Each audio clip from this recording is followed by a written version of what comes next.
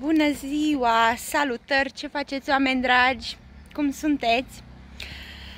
Astăzi este o zi minunată de care mă bucur de aici, din natură. Este o zi călduroasă, așa că stăm la umbră. Este aer curat, este foarte frumos aici. Mă bucur că pot să fac acest lucru, că pot să mă bucur de natură și de zilele frumoase ale anului. Asta datorită jobului meu, pe care îl fac deja de 1 an și jumătate. Este un job online care îmi permite să lucrez de oriunde. Și din parc, și din pat, și din grădină, și din pădure, oriunde. Astăzi, bucurându-mă de această zi minunată, m-am gândit la voi.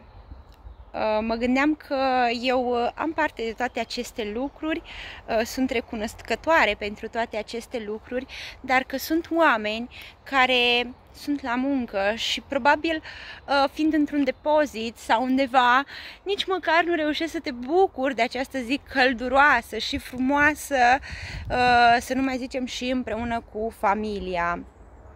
De aceea am hotărât să fac acest live. Vreau să împărtășesc și cu voi oportunitatea pe care eu am primit-o și vreau să o dau mai departe. Tot ceea ce trebuie să faceți voi este să fiți încrezători și să luptați pentru visurile voastre. Nu trebuie niciodată să renunțați. Niciodată nu suntem prea bătrâni să avem visuri. Este foarte bine să visăm și vrem să lucrăm, să îndeplinim acel vis.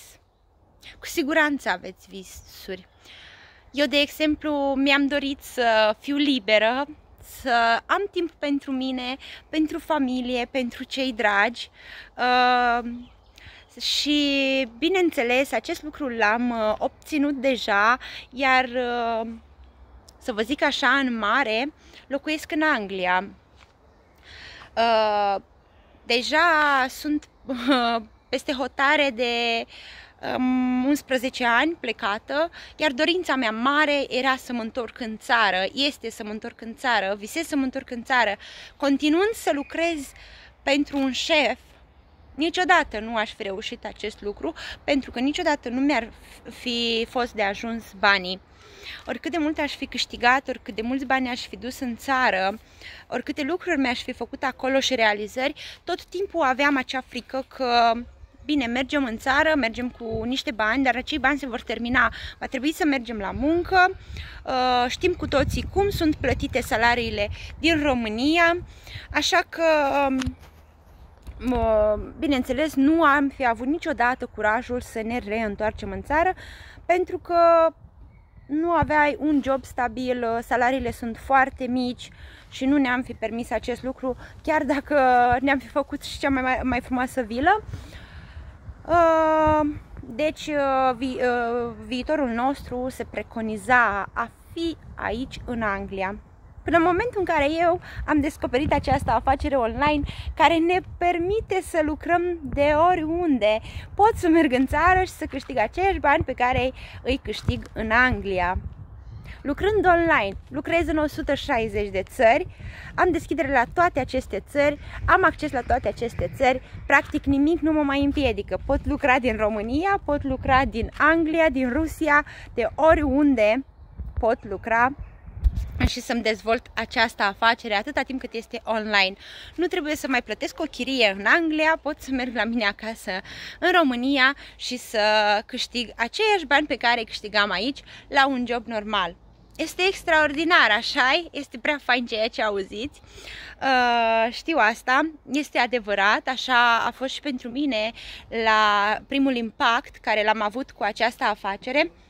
Dar să știți că este și adevărat, nu este ușor, este ca în celelalte afaceri clasice, pentru că sunt suișuri, coborâșuri, sunt zile mai bune, zile mai rele, dar important este că noi trebuie să fim setați pe ceea ce vrem să obținem, acolo unde vrem să ajungem și cu siguranță se va întâmpla lucrul acesta.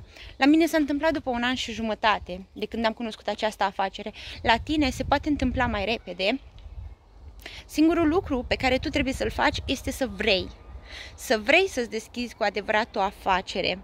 Este o afacere online, nu necesită cine știe ce investiții, nu trebuie să faci rate la bancă pentru a îți deschide această afacere.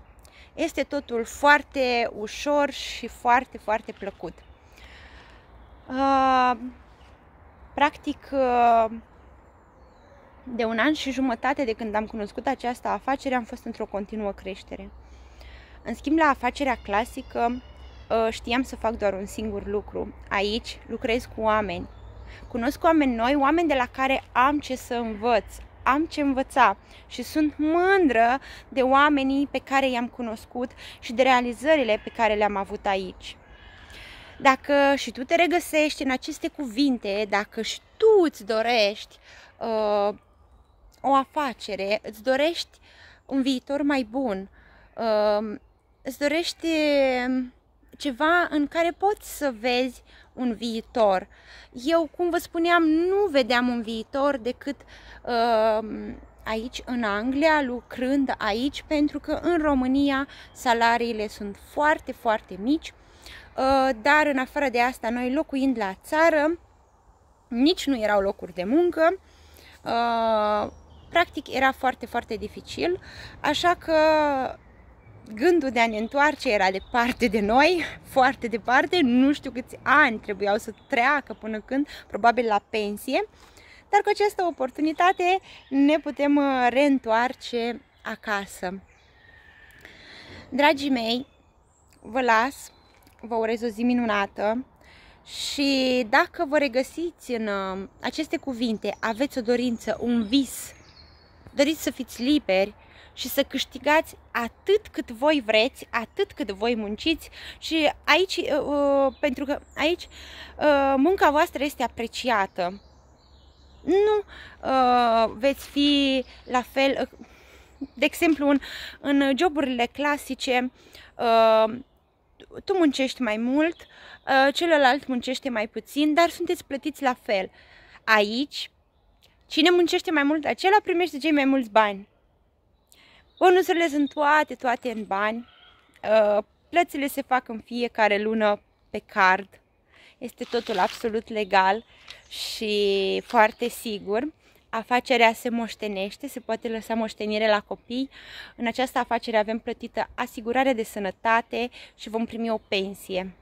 Mai frumos de atât nu poate să existe.